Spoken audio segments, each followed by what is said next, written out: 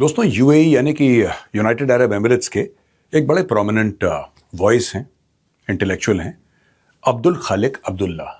उनके comments x पे, formally Twitter पे, उन्होंने कुछ बयान दिए और वो बहुत ज़्यादा वायरल हो रहे हैं। बयान है क्या, ज़रा इनको कॉन्टेक्स्ट में समझने की ज़रूरत है। सबसे पहले उन्होंने ये बोला है कि यूएई को ये जो एयर बेसिस है ना, या जो बेसिस हैं यूनाइटेड स्टेट्स ऑफ अमेरिका के, ये यूएई को नहीं चाहिए। उन्होंने फिर ये बोला कि ये जो लड़ाई चल रही है अभी, इसने प्रूव कर दिया है कि UAE can protect itself. UAE को अमेरिकन प्रोटेक्शन की जरूरत नहीं है, अमेरिकन हथियारों की जरूरत है। उसके लिए हम पैसा वैसा देकर खरीद लेंगे। आप इन चक्करों में मत पड़िए कि आप यूएई में अपने बेसिस बनाएंगे। अच्छा दोस्तों, ऐसी जो पॉइंट ऑफ व्यू है वो आना बहुत महत्वपूर्ण इसलिए है क्योंकि these are not typical democracies where everybody can say whatever they wish. यहां पे everything is very carefully choreographed. और अब मैं आपको बताता हूं, ये जो अब्दुल खालिक अब्दुल्ला ने जो बोला है, या और भी लोग हैं जो मिडिल ईस्ट से कह रहे हैं कि हमें अमेरिकन बेसिस नहीं चाहिए, ये तो एक फर्स्ट प्रोमिनेंट वॉइस ने बोला ना। ऐसे छुटमुट कई सारे वॉइसेस हैं। ये क्यों बोला इन्होंने, ये जानना जरूरी है, और इसका होगा क्या। और जिस दिन ये लड़ाई खत्म होगी, आज नहीं तो कल नहीं तो परसों, ये लड़ाई जब खत्म होगी, परमानेंटली खत्म तो ये लड़ाई कभी नहीं होगी, ये तो और चलेगी आगे। लेकिन अगर जैसे 3-4-5 साल का गैप इसमें लग गया तो इसमें लोग करेंगे क्या, जरा उसको हम थोड़ा सा एनालाइज करते हैं, डिकोड करने की कोशिश करते हैं आज के कैप्सूल में। देखिए, तकरीबन 19 बेसिस हैं, मोटा मोटी 19 बेसिस हैं अमेरिका के अक्रॉस द मिडिल ईस्ट। जो मिडिल ईस्ट की हुकूमतें हैं वहां पे इजराइल को छोड़ के कोई भी डेमोक्रेसी नहीं है। There is no democracy in the Middle East apart from Israel. तो वहां पे इलेक्शन नहीं होते, वहां पे लीडर्स को उस तरीके से चुना नहीं जाता है, right. And let's not start calling Syria a democracy. Syria में अभी थोड़ी सी स्टेबिलिटी आई है, but it's far from being a regular normal democracy, नहीं है अभी। तो let's not get into that. अब मैं आपको ये बताना चाह रहा हूं कि जो 19 यूएस के बेसिस हैं, जिसमें से सबसे बड़ा अल उदैद एयरबेस है, जो कि it's also some sort of a forward base for the US Central Command. ये कतर के अंदर है, और दुनिया भर के इनके बेसिस हैं, और सऊदी अरब के अंदर भी हैं, ओमान के अंदर भी हैं, जॉर्डन के अंदर भी हैं, कतर के अंदर भी हैं, बहरेन के अंदर भी हैं, यूएई के अंदर, मतलब पूरा एक there is a whole thing. और अगर आप नीचे चले जाएंगे बाबल मंदेब के, तो जिबूटी के अंदर भी है। सो इट्स देयर एवरीवेयर, ठीक है ना। एवरी मेजर प्लेस, खास तौर से ऑयल प्रोड्यूसिंग है या स्ट्रेटेजिकली जो वल्नरेबल जगह है, वहां पे यूएस का प्रेजेंस है। टोटल अगर दुनिया भर में देखें, यूएस के तकरीबन 750 बेसिस हैं अक्रॉस द वर्ल्ड, जिसमें से 19 मिडिल ईस्ट के अंदर है। अभी तक जो मिडिल ईस्ट के जो ममालिक हैं या जो देश हैं, उन्होंने इसलिए परमिट करा क्योंकि एक फीलिंग थी मन में कि अगर कभी हमला होता है तो यूएस का बेस है, किसकी हिम्मत होगी हमारे ऊपर हमला करने की। Who will dare attack us?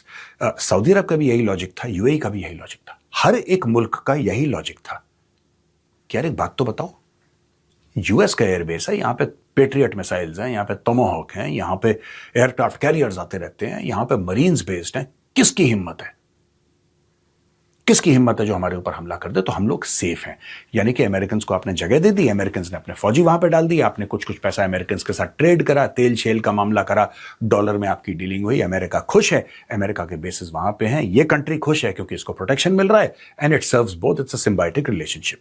तो ये करके इन्होंने बेसिस खुलवा दी और उन्होंने बोला गो डन। अब हुआ ये कि जब 28 फरवरी को इजराइल और अमेरिका ने मिलकर ईरान के ऊपर जब बमबारी की, तो obviously they wiped out a large part of Iran's leadership. अब हुआ ये कि जब जवाबी कार्रवाई की ईरान ने, तो ईरान ने जितने भी ये देश थे जहां पे बेसिस थे, सबके ऊपर बमबारी करी। ईरान ने छोड़ा किसी को नहीं, और ईरान ने सबके ऊपर या ड्रोन या मिसाइल्स या आप जैसा भी है, they have done this. Now having done this, America was unable to stop it. America जो था ना, सऊदी अरब पे, आप देखिए अरामको पे इतना बड़ा अटैक हो गया, रास लफान कतर इतना बड़ा अटैक हो गया। और ये तो मैं 2-3 एग्जांपल्स दे रहा हूं आपको। पूरा जो ऑयल इंफ्रास्ट्रक्चर है, पूरी जो एनर्जी की इंडस्ट्री है, वो इंपैक्ट हो गई क्योंकि ईरान ने हॉर्मुज ब्लॉक कर दिया। अब ईरान धमकी दे रहा है बाबल मंदेब भी हम ब्लॉक कर देंगे।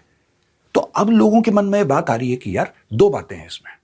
पहली बात तो जो अमेरिका के बेसिस थे उन्होंने हमारा क्या भला कर दिया या हमें किस तरीके से प्रोटेक्ट, यानी कि ये जो पूरा एक अंडरस्टैंडिंग थी कि अमेरिका है, आप समझ रहे मेरी बात, अमेरिका है और अमेरिका के होने से सब ठीक हो जाएगा, ये बात झूठी साबित हो गई। पहली बात तो यह। दूसरी चीज यह है कि पोस्ट वॉर क्या होगा, लड़ाई खत्म हो गई, सीज फायर हो गया, परमानेंट तो नहीं होगा, ये मैं पहले ही आपको बता चुका हूं, परमानेंट यहां पे शांति नहीं होने वाली, परमानेंट यहां पे मारकाट रहेगी, लेकिन they can be long periods of sanity.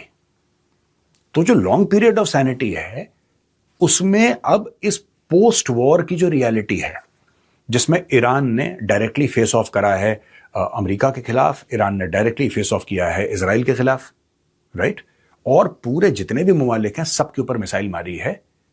नई रियलिटी क्या है और क्या हो सकती है नई रियलिटी? अब दोस्तों साफ सीधी बात है, इसमें 2-3 फैक्टर सामने आते हैं, 2-3 फैक्टर्स हमें समझने पड़ेंगे।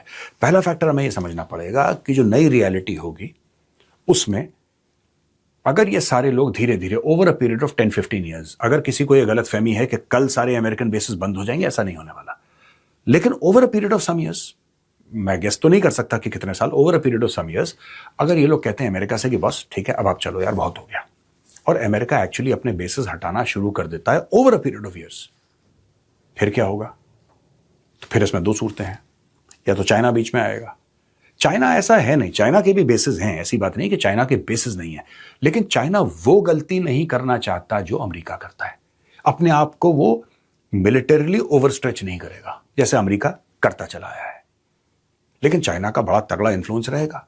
या फिर ये जितने भी अरब देश हैं ये मिलके एक अरब नेटो बनाए, मैं अरब नेटो एक लूजली वर्ड यूज कर रहा हूं, एक अरब नेटो बनाए। ये सब परेशान है ईरान से, क्योंकि ईरान ने सबके ऊपर हमला किया और अभी तक इन लोगों ने ईरान के ऊपर हमला नहीं किया है। They have not fired a single missile into Iran. Iran ने तो बिल्कुल जिसको कहते हैं आग लगा दी पूरे इलाके में। कल क्या होगा? क्या ये ईरान के रहमो करम पे जिएंगे? I don't think so. अब ये धीरे धीरे अपना पैसा निकालेंगे, अपने ऑयल की वेल्थ निकालेंगे, और ये 2-3 काम करेंगे। सबसे पहले, they will not be dependent only on Strait of Hormuz. They will find various ways and means to circumvent the Strait of Hormuz, and it is possible. अगर आप पैसा लगाएंगे तो हो सकता है, क्योंकि जब मन चाहे, अभी एक आपको फ्रेमवर्क मिल गया ना, ईरान को एक फ्रेमवर्क मिल गया। ईरान को फ्रेमवर्क यह मिल गया कि जब मन चाहे ईरान रोक सकता है, जब मन चाहे, जब ईरान की खुशी हो, ईरान ने बोला कि ठीक है हटाओ, ये सब हटाओ शटाओ, कोई दिक्कत नहीं है, बंद करो स्ट्रेट ऑफ हॉर्मुज, हटाओ, कोई जहाज नहीं जाएगा। अगर ईरान आज से 8 महीने बाद ये कर देता है, लड़ाई आप मान के चलिए कि लड़ाई खत्म हो गई, 8 महीने बाद कुछ ऐसा प्रोवोकेशन होता है जियोपॉलिटिकल कि स्ट्रेट ऑफ हॉर्मुज ईरान बंद कर देता है, फिर तो अगर आप पाइपलाइन लेते हैं जो सऊदी अरब से जाती है और उस पाइपलाइन को फीड करता है कुवैत, यूएई, कतर, ठीक है, ऑयल एंड गैस, और ये ओमान के थ्रू जाती हैं अंडर सी, ये एक पॉसिबिलिटी है।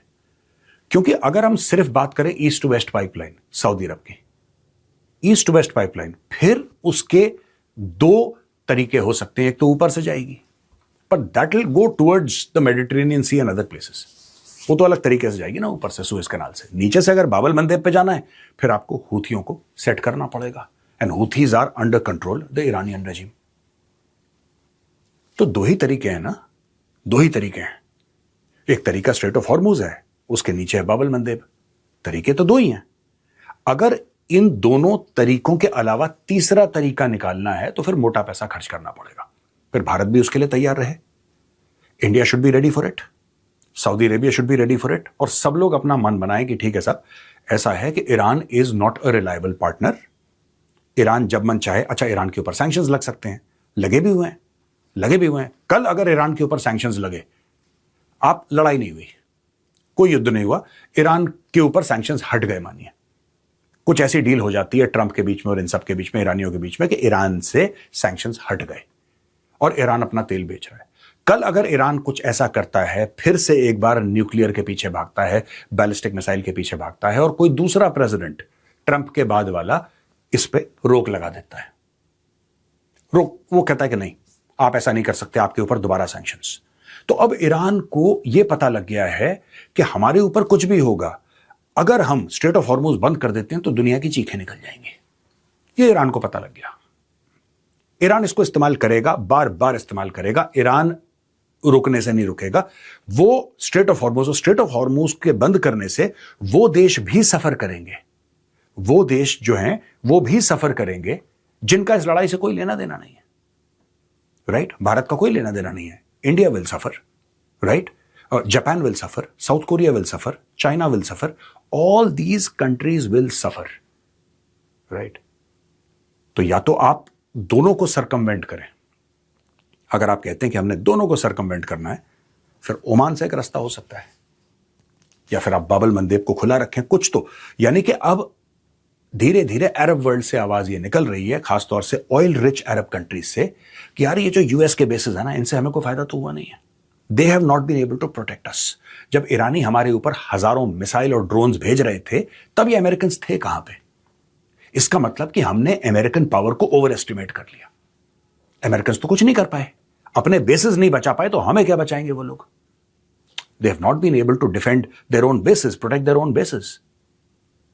More than, I don't know, 15, 16, how many American planes have been shot down? So if they are not able to protect themselves, how do you expect the Americans to protect the oil-rich Arab Muslim countries?